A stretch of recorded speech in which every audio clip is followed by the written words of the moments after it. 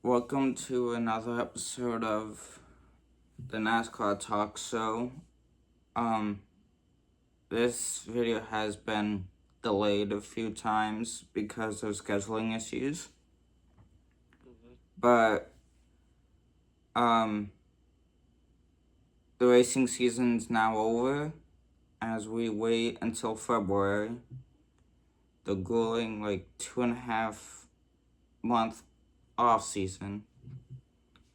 So, racing on Sundays or Saturdays or Fridays. yeah, so pretty much, we're going to start off-season, silly season news videos soon as I can find good topics that is actually worth talking about, and most of it is going to probably be NASCAR 25 gameplay. So let's just dive right into it. Phoenix. The big thing is it was Phoenix's last year of hosting the championship. So they did I think this was probably one of the better championship years done besides the first year that Phoenix hosted the championship race. Yeah, that's fair. So well, it's like there was some tight issues for the Cup guys, because in practice it was the right rear tire going down, but during the race it was left front. So it's like that's probably a good thing to see, unlike when we're at Bristol where there was no tire wear. But yeah, that's pretty much most of everything. It was just trying to discover who would have the better truck out of the championship four and who had better vehicles out of the non-championship four drivers. So that's most of everything that happened at Phoenix. I don't know what you picked out of it besides Sunday. They had the ring announcer from WWE and Sydney Sweeney Sunday. So that was pretty much interesting to see. Denny Hamlin when they brought Sydney Sweeney out for it. I thought it was kind of interesting, but at the same time, I was like, Sydney Sweeney, really? Sydney Sweeney out of everybody? I Think she was big.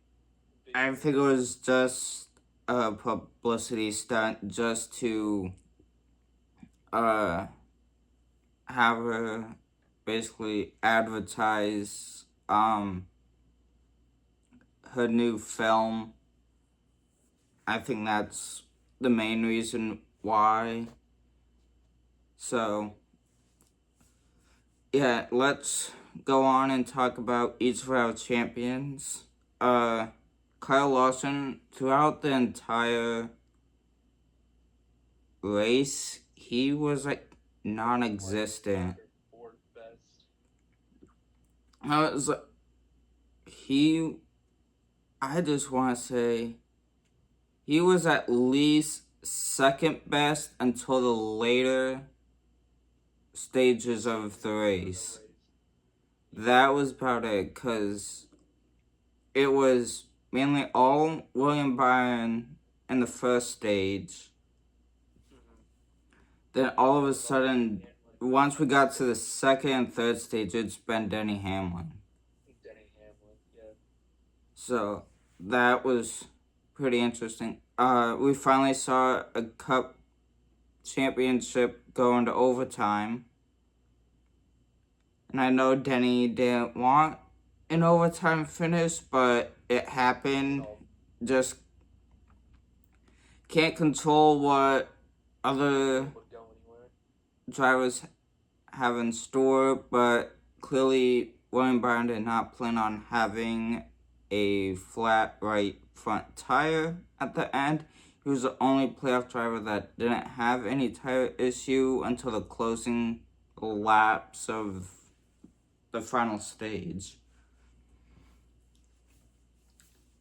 So yeah, Lawson definitely took advantage with the two tire strategy in the overtime finish and stole the championship away from Denny Hamlin.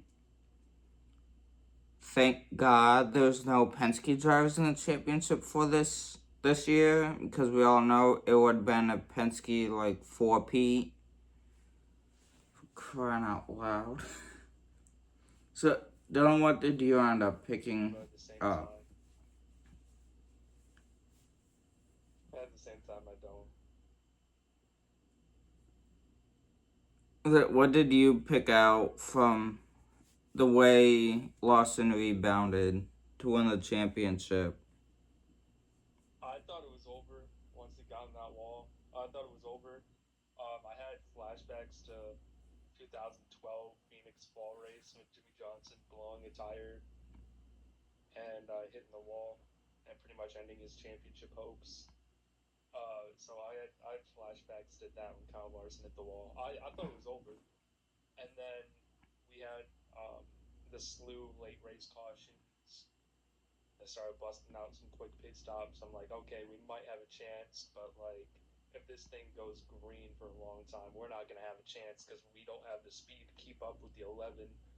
And the 24 was William Byron was probably the next closest car to Denny Hamlin in terms of speed at Phoenix, and he wasn't really able to keep touch with Denny Hamlin really, and I thought it was over Yeah, for the Kyle Larson. only thing with Byron was he didn't have the short run speed, but he had long run speed.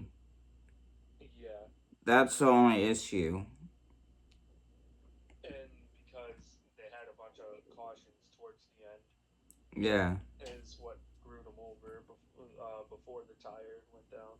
Yeah, because we both had Byron winning the championship. Then once he had his tire issue, it's like, great, now who do we go for?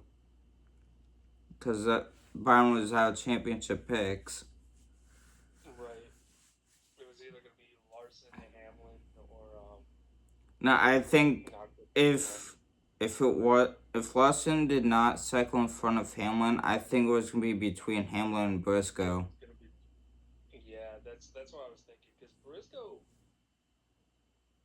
was kind of looking good towards the end. You know, Briscoe had a shot. He rebounded pretty nicely. He had some early problems, rebounded pretty nicely towards the end. Yeah, But um, it just Denny Hamlin was just too good. Denny Hamlin just got screwed over in that last round of pit stops and that last restart. And um, you know, Kyle Larson was able to beat Denny Hamlin off of pit road on their last trip to pit road, and that's basically what won Kyle Larson both of his championships now is pit crew. yeah, and Cliff was like really trusting the two-tire strategy to work.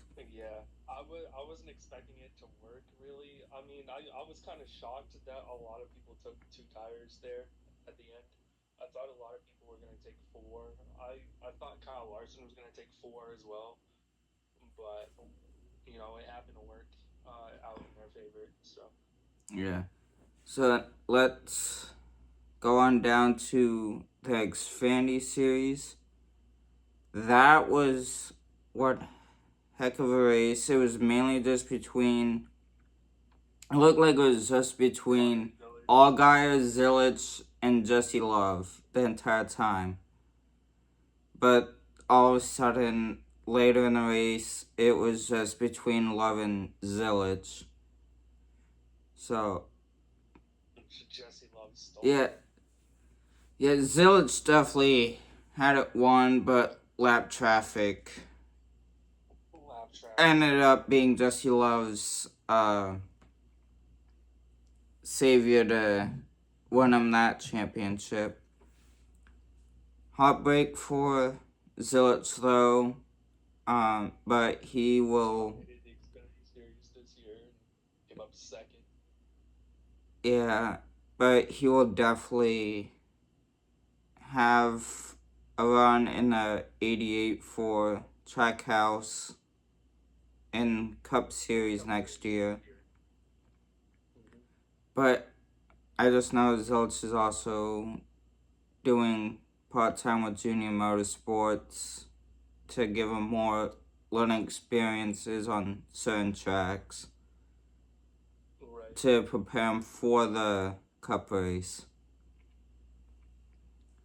So I was really not expecting Love to steal Connor Zilich's spotlight. Yeah, I mean, I don't know. I knew if it was gonna be anybody, it was gonna be Justin Allgaier, and that just didn't happen. Yeah, it was just mainly Zilich and Love that just for the rest of the race. Now let's go to trucks. This one was definitely probably the beginning of the highlight final year of the championship at Phoenix. The 7 wide at Corey Heim wins the championship. It was soothsaying. It to me, it was pretty much most of that race was boring, not really much action. But once it got to that final stage in the first overtime attempt, they ended up going 7 wide in turns 1 and 2. And I was like, if you look even closer, you could fit an 8th truck to go 8 wide. But the slight issue is people has to play chicken because the commitment line comes up on you really quick off of 2. So that was the first overtime attempt. Trucks ended up having 2 overtime attempts, and Corey Heim came out on top. So that was one way to start off the final championship weekend in Phoenix. So, were there any other thoughts that you had from Trucks, Dylan? Or do you really not watch the Trucks championship race? I didn't really watch the Truck Series championship. Besides me telling you that they went 7 wide in overtime 1. Was I the only one that thought about 2011 Tony Stewart at Homestead? I think as far as basically this thing's basically not over until I say it's over. I think you did, but I think you mainly referenced 2016 with like one of the late race restarts that gave Jimmy his 7th championship, where they were like 6-7 wide and it just became a wreck fest in turn 1. Yeah, pretty much that too as well. Yeah, Just, so Logano, Edwards. Pender, yeah. Which, Yeah, Edwards knew Logano was going to be super aggressive and try to jump him out of line, but Edwards had to do something to go for a championship. yeah, he had to do something. Yeah. I mean, I'm sure he's repeated that over and over every day for the last 8 or 9 years now, but... Yeah, so if there's nothing else from championship weekend, basically thoughts on the post-release of NASCAR 25. To me, the game is great. Recently, the game was released on PC, so the graphics are really well. I would just say there's certain aspects that could probably be added in for the development of NASCAR 26. Um, the daylight timing transition, I think that could be worked on. It's like going back to like the early stages of the Heat series, whereas like once you finish a stage, it goes into the next time period of the race, which is not realistic at all. It's like if you're gonna do a proper like authenticity is if it starts in a day, the daylight's gone down pretty quick, so that needs to be added to the game too. Yeah, I'd like to see that be added. I really want to see in a NASCAR game. I don't know if it's just me, but I want to be able to like erase the weather. Have like Yeah, that's another when thing. Is there's like rain in the area. it's like if you have rainy conditions in the sim, why can't you add it to the console game? But I get it. They just wanted it to be a foundation game, so Yeah, they can it's just really good for a point. foundation game. It's really good. Yeah, so they can just have the consumers find bugs and basically report back to them that this is what needs to be worked on.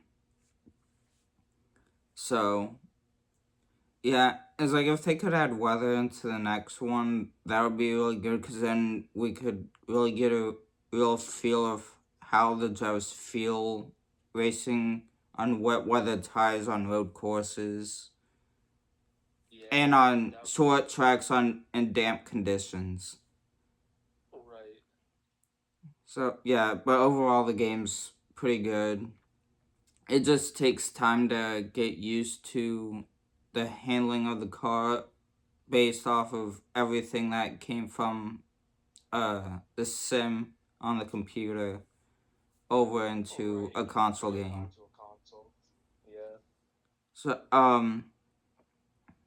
on to some silly season news that was probably like a few weeks ago or probably longer.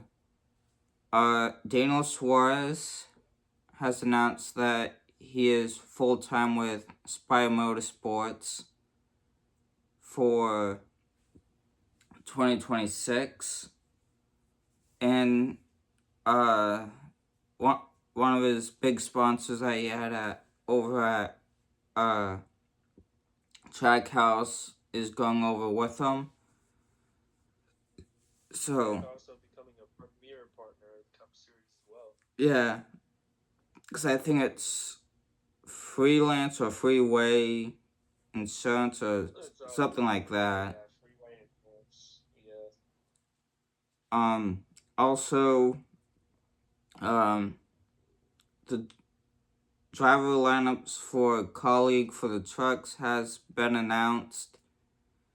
I think it was Daniel Dye as one of the drivers, along with Justin Haley is going full time in the trucks for colleague because colleague is going into their first season under Ram coming back in to NASCAR. So what were your thoughts on the Haley going to trucks, Dylan?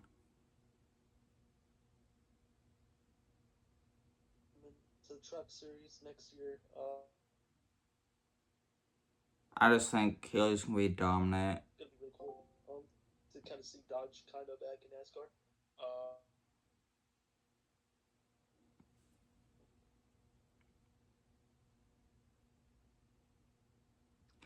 be a solid driver to kind of form like a fan Alright. to really be able to use any like old notes or anything from when they were previously in NASCAR in like 2012. You know, we're so far Yeah, past 2012 already. yeah, I just feel like if Haley's done for Colleague just finds a way to win. Yeah, That's how I if feel. he, yeah, Alright, review of the NASCAR season. It was, I say the season was probably about 7 to an 8 on my scale out of 10. There was good portions of the season where there was good racing, good storylines. But I think the main one was Denny just having broken over a everything. super emotional championship weekend because of his Of his dad, dad's illness, and I think he just wanted to win that championship this year. because So, it was basically gonna be his last shot at yeah, being in because his he dad doesn't know the timeline of when his dad's gonna pass or if he's gonna Mhm. end up getting back to being healthy, that he could have more time with them. So that's one of the main reasons. But the season started off with a bang with Byron going back to back for the with the Daytona Daytona 500. 500. Maybe The debut of Bowman Gray. Chase at Bowman Gray. I think the other thing was the news of NASCAR going to San Diego, racing on a Navy base. I think that was like the biggest headline highlight throughout the season for um NASCAR honoring the Navy for like the 200th birthday. Mm-hmm. So, yeah, and also them announcing that North Wilkesboro is having a points paying race next year. I just think the downgrade is the All Star race being at Dover because there's no lights, so Dover might be an daytime All Star race. That's the only downgrade. Right. Um, I thought them going to Mexico City and trying an international market this year was pretty interesting. Um, I know they're not going back next year, Yeah, but it was worth a shot. It was worth a shot, and I think NASCAR needed that shot at least to be like, hey, you know, at least we're trying something different. yeah. Um, and I think that could open up the doors to more international racing. Maybe they go back to Canadian Tire or something like that, or they go back to Japan. or they do another, yeah, Japan. Maybe they go The back the to only reason Japan. why I bring up Japan is because um Garage 56 and Jimmy Johnson's in Japan running the Fiji track, Mm-hmm. along with John Hunter, Imachek, and I think a Japanese driver through the Toyota program. Now, Toyota did give Jimmy permission to go and be under Hezek Motorsports because he did race the Garage 56 entry at Lamar. So it just made sense that Jimmy gets a free pass for that trip. So yeah, the season has been good overall. There's certain aspects to the racing that could be fixed. So that could be adjusted. Now we Yeah, just hope for that's probably the. Oh god.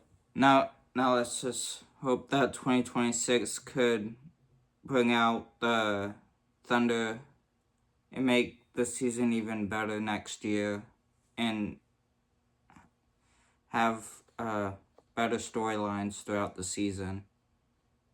Right. I think as far as my thoughts go, because I just realized I didn't give it a rating either. But yeah, I'm pretty much basically right on the same number for you. I thought this was probably the better year of the next gen era. I know they're kind of not. I know there's less and less people calling them the next gen car now, just because we've already had quite a few seasons with this generation of stock car already. Um, so now I guess I can start calling it the current gen of stock car. Yeah. I thought this was probably the better season as far as the racing goes for this current Gen 7 car. Um, Yeah, I thought we I thought there were good stretches in the season where the racing was actually good. Um, we know for next year. Um, I think intermediate and short track packages is having higher horsepower, yes, I'm so excited for that's that gonna too. be. I'm really excited for that. I think I think that's there's gonna a be lot hyped of up because I know the fans have people that been are hyped for it. constantly They've been been begging constantly for begging more horsepower. for more horsepower. Yeah. I know even the drivers were even saying it too. Hmm. But yeah, but right now the main thing that NASCAR will focus on now is the outcome of the 2311 front row lawsuit. So Yeah, hopefully they get that fixed by like before they actually have to January at the latest. go into court, because I know last time we said something was that those two teams in NASCAR is basically trying to come up with a settlement to avoid court in December. Right. So that will basically do it for this episode. At I don't know when, but at some point, once we get more heavy uh, storylines throughout the off season, we'll cover more silly season news headlines. I'm Jeremiah Dillons here on Discord. We'll see you guys next time.